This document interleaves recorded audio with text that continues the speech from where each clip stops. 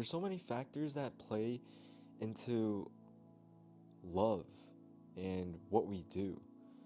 So you can't just say if they wanted to, they would, because at the time, they probably didn't even know that what they did was hurting you unless you tell them. What's up, guys? Welcome back to Mumbling Thoughts, and today it's just gonna be me. And I know you guys are sick and tired of seeing my face, which is why I brought on two of my really close friends, two of the boys, onto Mumbling Thoughts because I wanted to bring fresh, new perspectives, and it's always nice having conversations with the boys and seeing what they think on certain things and how they think through it. But I don't know who else I should bring. One of the boys, they say they don't want to come on to Mumbling Thoughts because they want to get a government job, and if they do checks and they see this guy like saying some bullshit, he's not going to be able to get that job, so he's not coming on.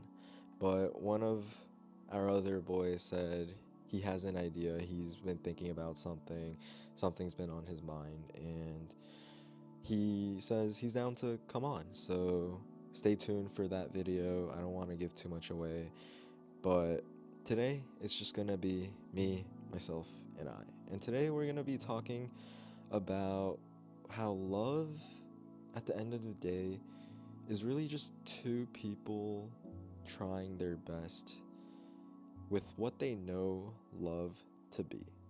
So let's get into it. So before we even touch upon that topic, we need to scooch back. We need to like step it back. Like, I don't know what the term is for it. We need to back it up. We need to back it up, like back it up to what shapes our perspective on love, or how do we love, what shapes, what determines what we view love as, and what affects how we love, you know?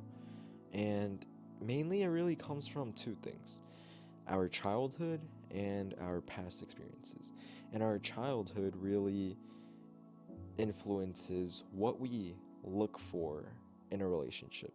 And what I mean by that is our first experiences with love is from our parents, you know? And they really determine our beliefs, our views, and our ideas of love. And this can stem from either good experiences or bad experiences. And obviously, good experiences, they love you, they're caring, and that's what you know love to be. That's your idea of love, that people should, if they love you, they care for you, they cherish you, they treat you well, um, and whatnot. So when you look for a relationship, those are the characteristics, qualities, values, beliefs that you look for. But it's a lot more complicated when the experiences with your parents and in childhood are bad, and it's traumatizing. And what traumatizing really means and is that the experience was so bad that it's ingrained into you and you can't get over it. That's probably not the dictionary definition, but that's what my definition is. Fuck it. We ain't psychologists, we ain't scientists, so it doesn't matter. This is mumbling thoughts, okay? And that's my mumbling thought on what traumatizing is. But anyways, when our experiences are more traumatizing, it's it has a very big and severe impact because it shifts and alters our perspective on love. It kind of distorts it because these traumatizing experiences make us think that love makes us think love or view love in a different way. For example, if you were like sexually, emotionally, or physically abused, you will think that those certain actions related to that abuse will be part of love. You know, it's not necessarily that you think that's what love is, but it's part of what love is. Or actually, you know what? You can think that's what love is because let's say you get emotionally abused in your childhood. You're gonna think that love comes with that emotional abuse, and you're gonna think that you're not worthy, or you think that it's normal to be made feel like shit. And since that's what you've experienced in childhood, that's what you're kind of going to look for in the future when you look for relationships, because that's what's familiar. That's what you're familiar with. You know, you didn't really experience the caring and affectionate love. You experienced a love that was emotionally abusive. And since that's what you've grown up with, that's what I don't know I can't even I don't know why I say that's what's since that's what you experienced, since that's what you're familiar with, that's what you're going to seek out because that's what you know and that's what you're familiar with. And you don't really know, or you didn't really experience the healthy kind of love, so you don't know to look for that. And only when you do the work to unwind, unlearn what love is, then can you rebuild that definition of love. And this can also take into forms of attachment styles, and whether it's anxiously attached, avoidantly detached, or the third one's just like healthily attached, I guess. Um, but those are also traumas that you need to work out and sort out, unravel, unlearn, and relearn. You know, relearn how to love healthily. But all of this trauma and past experiences in childhood shape us, shape our views, beliefs, ideas of love. And experiences, I didn't really touch upon past experiences, but it's pretty self-explanatory. Our experiences shapes our beliefs, values, and ideals, whatever you want, whatever, you name it, you know? So whether it be a past relationship, a past ex that fucked us up, fucked us over, you know? Um, it's hard, and we think we're never going to love again, or that's what love is, or everybody is going to be like that. So you close yourself off. But what you think, what you believe, becomes reality. So if you think everybody's a bitch, a fuckboy, a slut, a hoe, um, whatever, then you're going to see that everywhere. You know, our thoughts become reality, and it shapes our reality. No, I just muffled like so bad. I don't even know why I did that, but yeah. So like, it doesn't even have to be experiences with us. It could be what we hear or what we see as well. We could hear our friends going through a bad breakup or a toxic relationship, and we can think, holy shit, that's like, I don't want to be in that, you know? Or we could see online, this is happening, that's happening, or even um good portrayals of love. We can take that and it becomes our expectation, you know? And that's not good, that's not healthy, because expectations can be a dangerous thing when you expect love to be a certain way, whether it be perfect or imperfect. And when you actually get into a relationship, you impose your expectations onto your partner. And most of the times, we do it without knowing, or we do it without even telling them. And they don't know this either. They don't know your views on love unless you guys really talk it out. And that's why communication is so important, because you never know what the other person is thinking, or what they've been through, or why they think what they think, or why they do what they do. And until you actually sit down and have those conversations, only then are you able to really work things out and understand each other. And this is when the relationship is really tested, you know. After the like what the fuck? After the honeymoon phase, that's when the relationship is tested, because that's when all your imperfections, all your trauma really comes out, because you start getting comfortable with this person. You don't put up this wall or this fake version of yourself, even though it's not fake.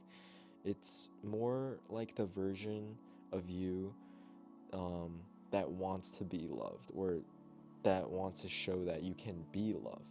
Initially, that's how you really get into the relationship, um, because you want to show the best side of yourself. But after a couple months, once you spent more time with this person, you get comfortable, and your true self starts coming out. And that's when the relationship is tested. And what I mean by when the relationship is tested, after you guys get to know each other more, you're gonna find out who they really are, what their values, what their beliefs, what their ideas of love is. And it shows in their actions, their words, you know? And you really have to pay attention to that, because if you guys don't have if you guys don't sit down and talk about it, the only other way it's going to come out is in arguments. And arguments aren't a bad thing, because that's when everything comes to light and you guys have to work it out and work past your differences, your traumas, your imperfections. And it really takes a lot of understanding and communication in order to move past that, because we need to understand that our partner, they are who they are because of what they've gone through, not because they chose to do to become like this, not because they want to do this, because trust me, your partner doesn't want to hurt you. That's the last thing that they want to do, you know. Obviously there's bitches or douchebags that do play with your emotions intentionally. But the thing is, they also do that because of their past experiences and their childhood. Maybe they're afraid to get hurt, or they um, need validation or whatnot, Like, that doesn't give them a free pass to what they do, but if it makes you feel any better, just know that their actions aren't a reflection of what you're worthy of, or what you do, or who you are. What they do, their actions, what they say, are a reflection of their past experiences, their past childhood trauma, and that's what shapes who they are. And that's why they do what they do. And I'm not saying that's a free pass, but What I'm saying is, you need to understand that it doesn't determine what you're worthy of, what who you are, you know? And that's powerful. And that's why love isn't really black and white. You know, you can't say if they wanted to, they would.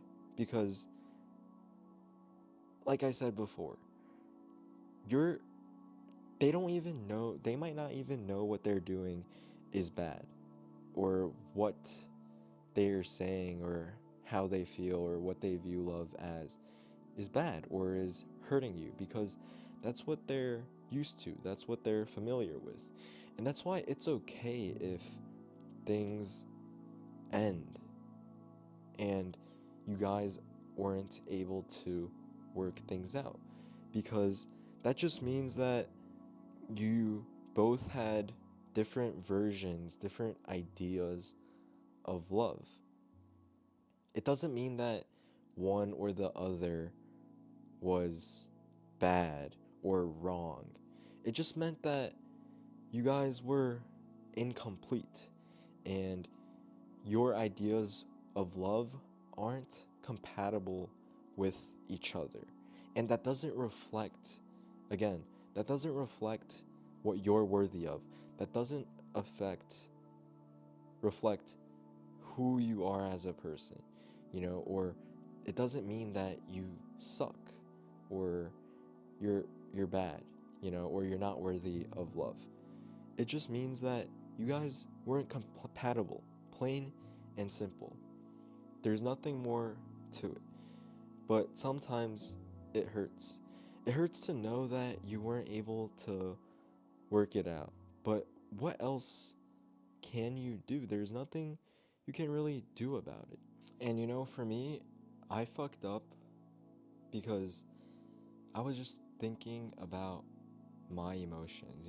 I had built up pent up emotions and built resentment towards her because I was hiding from my own emotions. I was lying to myself. And because of that, it clouded my judgment.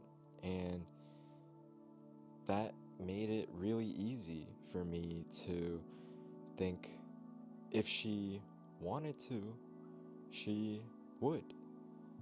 At that time, that's all I was thinking about. But what I didn't realize was I was only thinking about my own feelings and emotions. I wasn't really thinking about her, what it took for her to open up, tell me those things, and be honest with me that she wasn't over her past situationship. All I was able to think about was how I felt betrayed, or I felt like I was being led on. But in reality, she had her own situation, her own problems, her own stuff that she probably was dealing with. But instead of talking it out like a mature person, a mature adult, I ghosted her, and it was really immature and selfish of me to do that and think that way. And this is when I really realized love isn't black and white. It's easy to say if they wanted to, they could. But a lot of times, we don't know because there's just so many factors that play into what we do, or there's so many factors that play into love and what we do. So you can't just say if they wanted to, they would, because at the time, they probably didn't even know that what they did was hurting you unless you tell them. And instead of being mature and talking about it, I hid behind my emotions. I lied to myself thinking that I'd be okay. I built up resentment and I ghosted her. And that was just really unfair. And that's something I regret. But I realized there's nothing I can really do anymore because if I text her, we all know how that goes. You know, you just make yourself look like a clown. As much as you want to show how committed you are, in the end of the day, you're just doing yourself a disservice and disrespecting yourself because the thing is, you don't, not everything needs to end on good terms. And if you apologize and try to make it up, it only makes you seem like goody two shoes. I don't even know why I use that word. It just makes you feel like, it just makes you seem like a pick me. Like you want to make things right. But sometimes you own up to what you did, the fact that you fucked up, and you move on and learn from it. So, yes, I fucked up, and it hurts to know that I ruined something. Something that we don't even know if it could have happened. So, there's no point about worrying about it. But now I'm kind of deviating or getting off topic. So, what I want to say is love isn't black and white, and love is complicated. Love is hard. And it's really easy to just say if they wanted to, they would. But there's a lot of factors that play into love. And at the end of the day, love is just two people loving each other with what they know love to be. Because you can only love to the death of what you know love is. And if they fuck you over, know that it's not a reflection of what you're worthy of. It's a reflection of their past, their beliefs, their values, their ideas of love that they've built up from their past traumas and their past experiences. So don't worry about it. But if things fall apart, that's okay because that just means that you both had different versions, different ideas of love. It doesn't mean that one person was bad or one person's idea of love was wrong. It just means that your versions of love or ideas of love were incomplete. So that doesn't make what you shared any less real. It was just both of you giving each other the love you thought was right. And sometimes that's all we have to give, and that's okay. And that's all for this week's Mumbling Thought. Thank you all for listening. Make sure to like, subscribe, hit that notification bell, and drop your mumbling thought in the comment section below. Also, I would love some feedback because that would just help me improve. I would very much appreciate that. So please tell me how I'm doing. Anyways, that's all for this week's Mumbling Thought. Thank you for listening. Remember, love isn't black and white. It's not simple. And it's not as easy as just if they wanted to, they would. Everyone is who they are because of their past and what they've experienced, not because they chose to be. So that's all for this week's Mumbling Thought. Thank you for listening. I'll see you in the next episode. Peace.